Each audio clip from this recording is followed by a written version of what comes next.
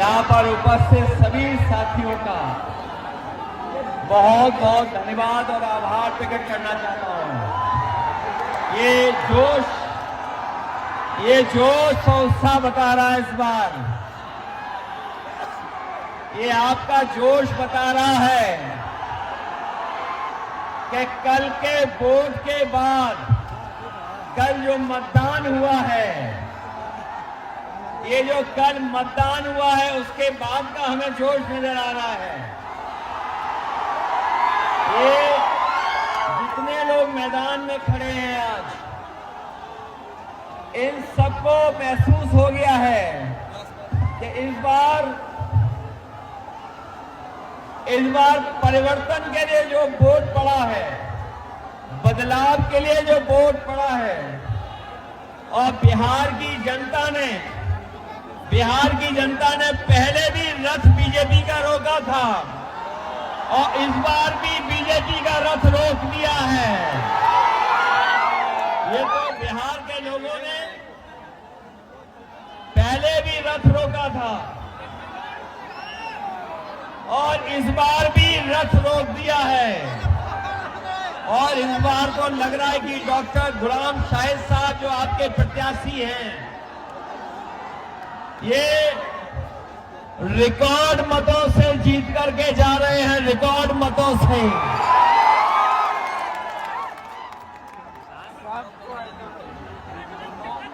चुनाव तो आधी सीटों पर हुआ है, चुनाव तो आधी सीटों पर हुआ है, लेकिन फैसला पूरा आ गया है। चुनाव आधी सीटों पे हुआ है, फैसला पूरा आ गया है कि बिहार की जनता ने अपना नौजवान मुख्यमंत्री तेजस्वी यादव जी को तय कर दिया है। और यहां आके गुलाम शाहिद साहब पहले से ही 1 नंबर पर हैं। किस नंबर पर है बताओ? इसका मतलब ये हुआ कि चुनाव आयोग को पता लग गया है कि 1 नंबर पे कौन है। इस बार बिहार में ना बी टीम चलेगी,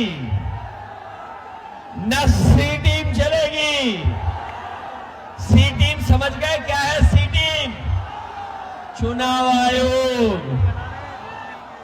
न बी टीम चलेगी, न सी टीम चलेगी, न पी टीम चलेगी। अगर कोई चलेगा तो हमारे डॉक्टर शाहिद साहब जीत करके जा रहे हैं।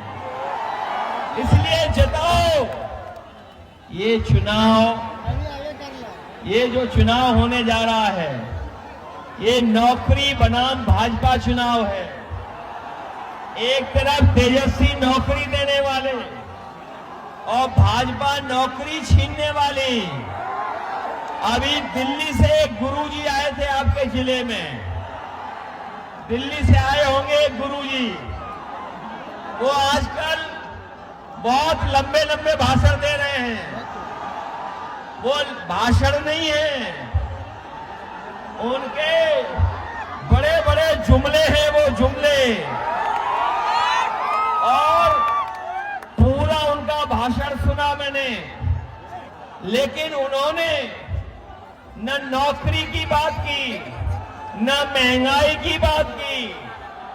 बताओ, तेजस्वी जी ने कहा है कि वो नौकरी देंगे और हर परिवार के सदस्य को, एक नौजवान को नौकरी देने का काम करेंगे। और यही नया बिहार है, नौकरी वाला नया बिहार, नया वाला नौकरी वाला बिहार।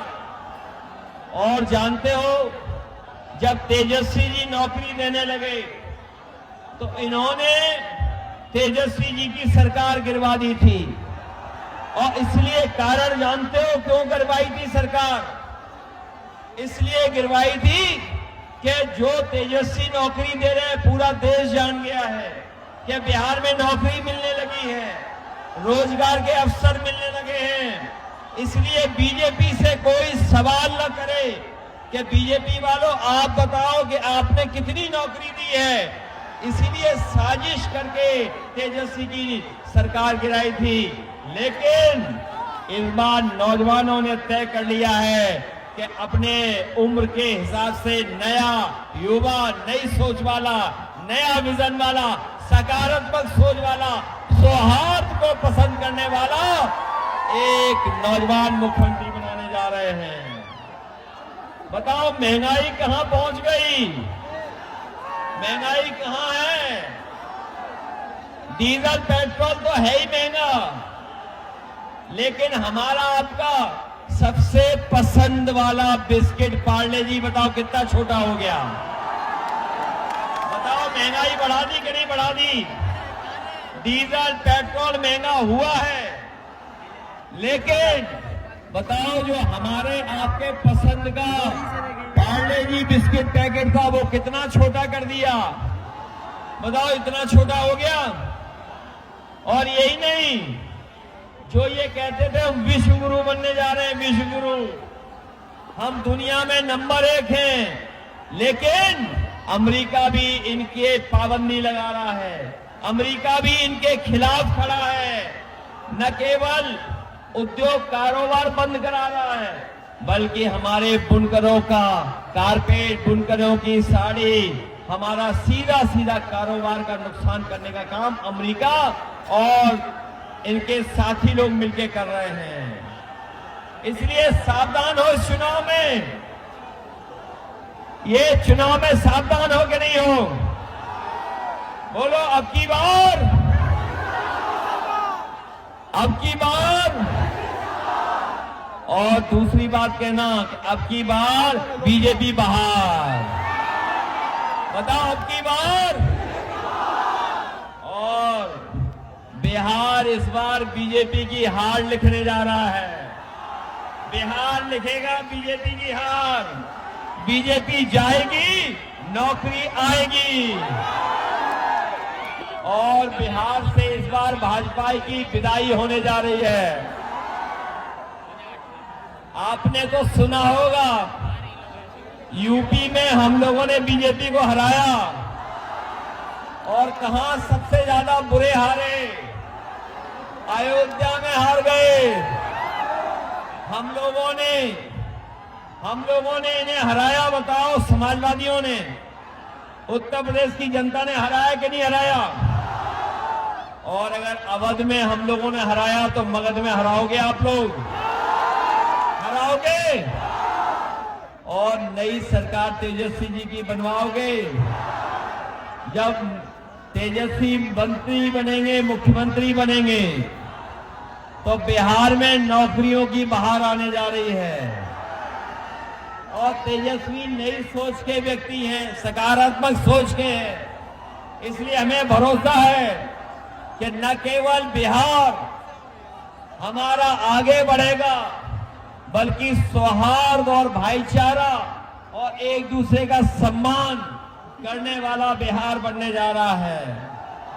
इसलिए ये केवल चुनाव बिहार की राजनीतिक सरकार बदलने का चुनाव तो है ही है, लेकिन आपका अपना भविष्य बनाने का भी चुनाव है।